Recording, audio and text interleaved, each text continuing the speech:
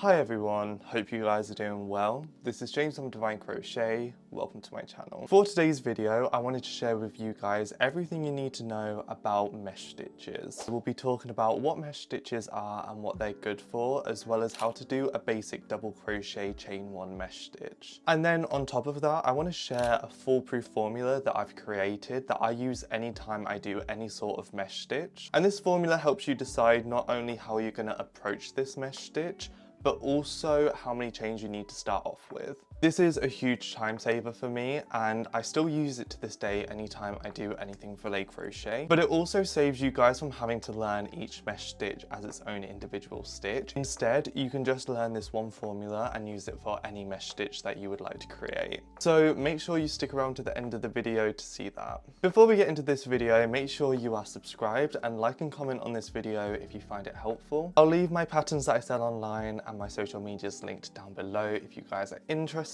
But because I have quite a lot I want to talk about, we'll just get straight onto the video. So first off, what is a mesh stitch? A mesh stitch in crochet is literally just a stitch that has gaps, and it creates this really nice flowy fabric. And whilst there are a few different ways to do this video is just going to be focused on how to do mesh stitches where you just add chains in between stitches to create these gaps. What can you use mesh stitches for? Obviously, a mesh stitch is mainly an aesthetic choice. Because of the holes that the mesh creates, there is a lot of breathability to a mesh fabric as well as a really nice drape. So this makes it really nice for clothing, but also really cute for things like accessories or even things like decor. There's definitely a lot you can do with mesh stitches, but also mesh stitches is a stepping stone into learning how to filet crochet. So if it's on your bucket list to learn how to filet crochet, you definitely want to make sure that you're learning how to do a mesh stitch first. Now, whilst there are so many different mesh stitches that you can learn, in my opinion, the easiest one to learn as a beginner is a double crochet chain one mesh stitch. So I'm going to show you guys how to do that now. To create a double crochet mesh stitch, I'm going to start off with a slip knot,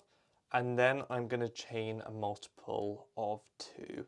So for me, I've decided that I want to chain a total of 12. I'm now going to add 4.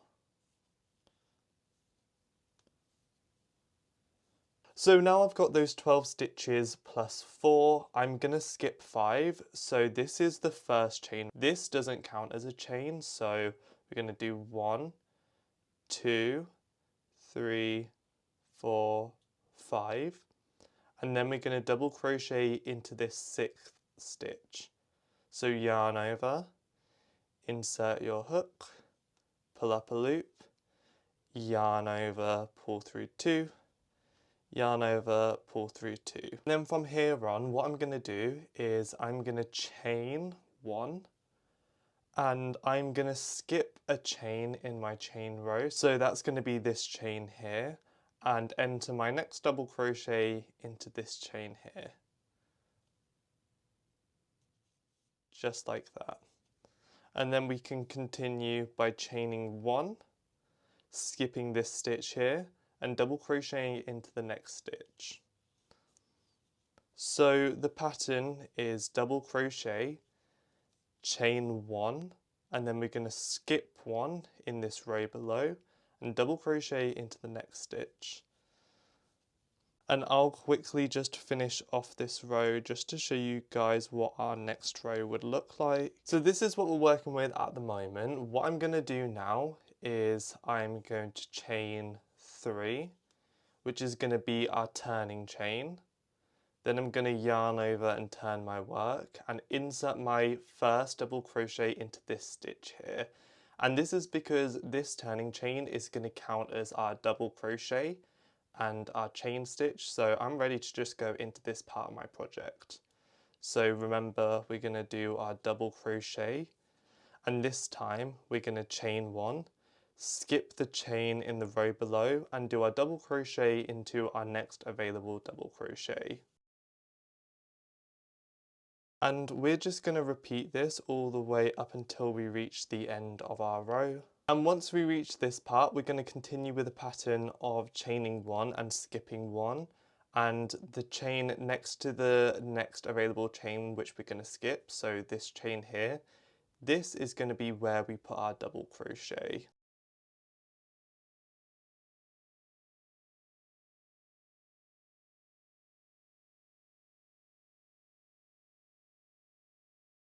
To create this final box, I'm just continuing the pattern that I've done for the whole row up until I've created that box on top of the turning chain. So I'll show you what that looks like on the next row.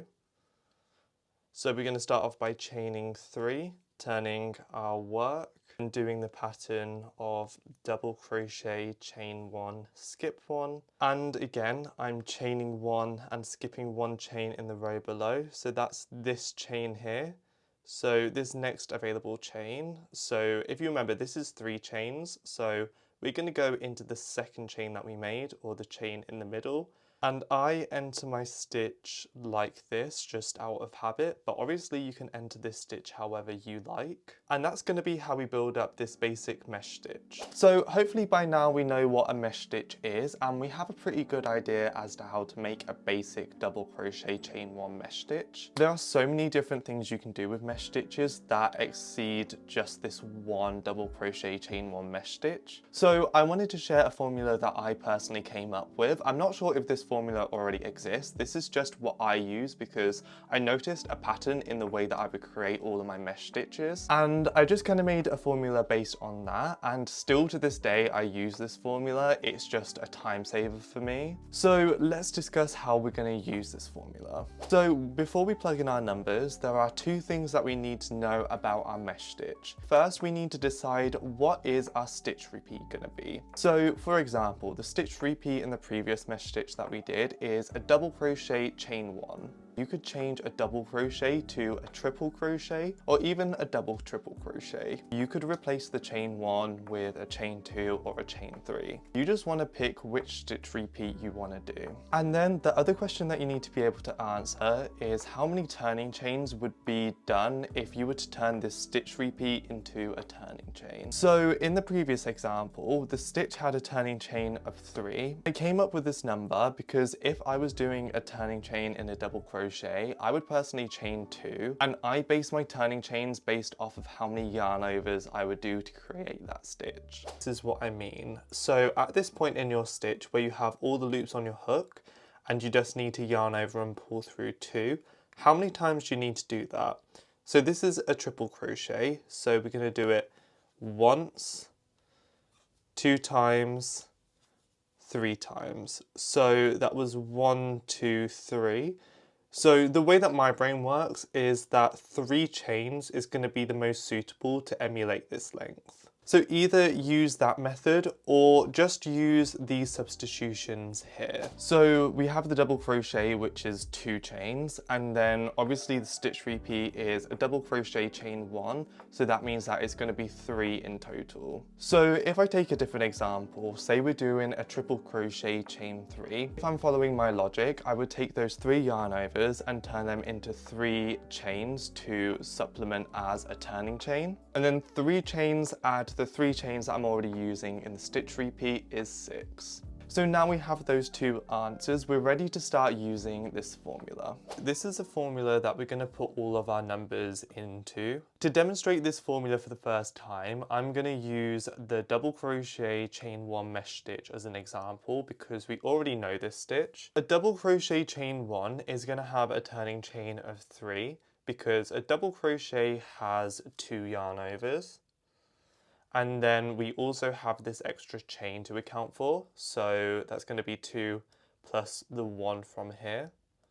So we're going to have a total of 3 turning chains. And the number of stitches in the repeat is going to be 2 because we have a double crochet and 1 chain, which is 2 in total. So first off, we need to decide how many chains we need to start off with. So we need a multiple of the number of stitches in the repeat, which is 2.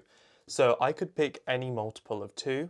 And for this first example, I'm going to imagine that I want to have a total of 20 boxes. So to get how many chains I would need, I would get 20, which is how many boxes I want. So number of boxes, and then times that by 2. And this will give us a multiple of 2, which is going to be 40. But remember, we still need to plus 1 and plus the turning chain. But why do we plus 1 here? If you imagine, we have a stitch repeat of double crochet chain 1. So let's say we have this first chain which would have a double crochet in it. Then we would have this next chain that has a chain on top. But as you can see, we're working in those multiples of 2 that I was on about.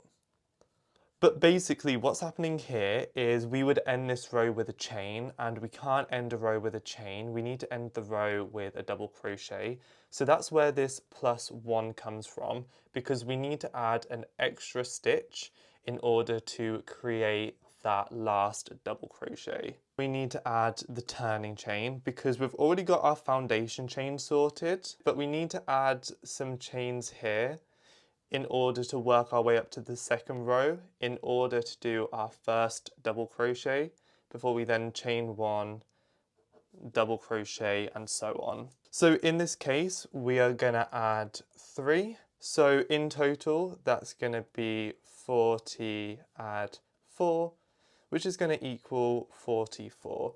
So to start off, a double crochet chain 1 stitch where I want a total of 20 boxes, I would chain a total of 44. And then once I've chained this 44, I need to decide how many chains I need to skip before I continue with a pattern of doing double crochet chain 1. And that number is just going to be your turning chain, add the number of your stitches. And this is because if we look here, these 3 stitches is where our turning chains are. So this is how many turning chains we have. And then we have our stitch repeat, which would be double crochet, and this is kind of acting as our double crochet, chain 1 that we need to skip. So this is our stitch repeat, and these 3 are our turning chains, and then our double crochet would go into this stitch here. So my turning chain is 3 and my stitch repeat is 2, so that's going to be 5. So to start off this project where I've decided I want 20 boxes of double crochet chain 1, I would start by chaining 44, then I would skip this number here, 5, and my first double crochet would go into that 6th stitch. I just wanted to use this as an example to explain kind of where all of these numbers were coming from.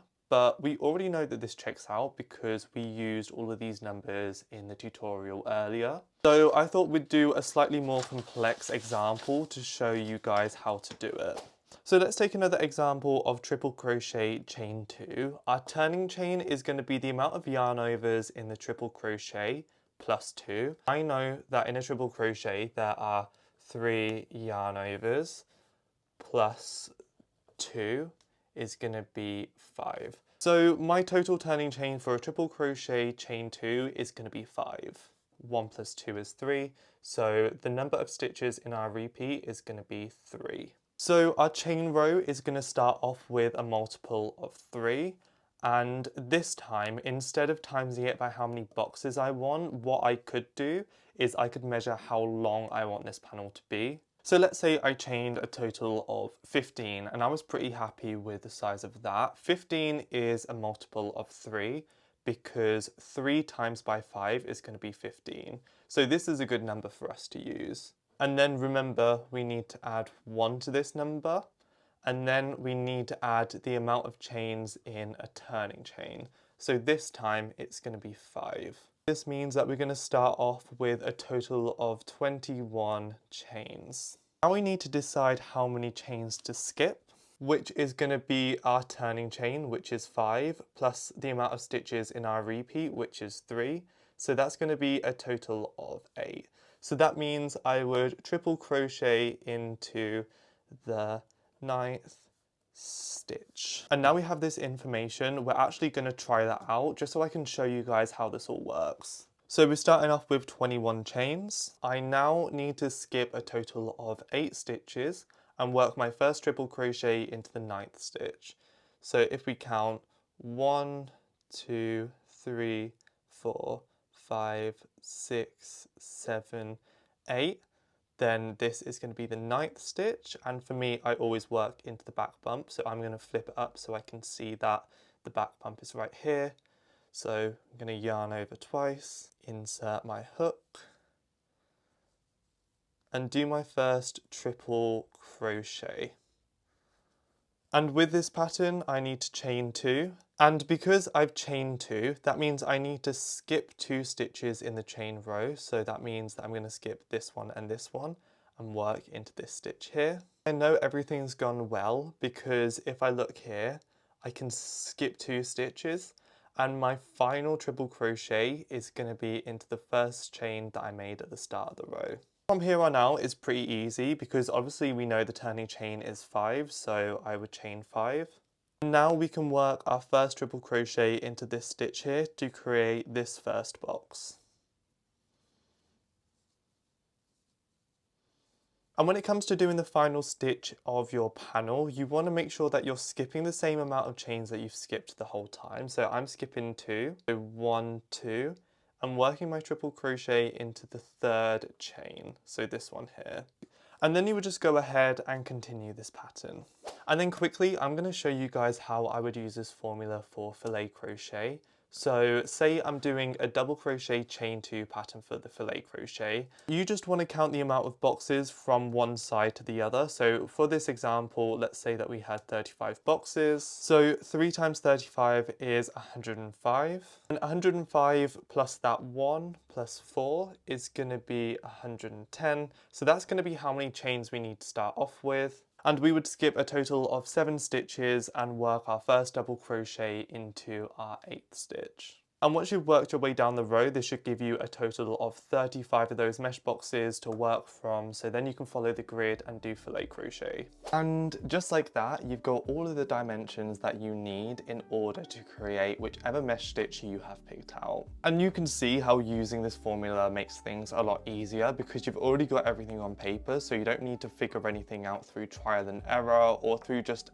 research in general. And I should mention, once your brain starts to kind of understand mesh stitches, there are a lot of different things that you could do. Whether that's making a more complex stitch repeat, such as you could do double crochet chain 1, double crochet chain 2, and repeat that. Or you could even do a stitch repeat that was 2 double crochets and a chain 1. Or you could stack mesh stitches on top of other stitches or alternate mesh stitches in rows to create a bunch of different sized boxes. I've kind of given you the basics that you can just take away and work with for a while and kind of get your heads around the concept of mesh stitches. I hope you guys enjoyed this video. Let me know if you want to see more videos like this or even if you want me to make a part 2. Make sure you guys are subscribed because I come out with new crochet content every Monday, and like and comment on this video if you found it helpful. I sell written patterns as well as creating these tutorials for you guys, so make sure you check them out. I will link my Ravelry and my Etsy down in the description below.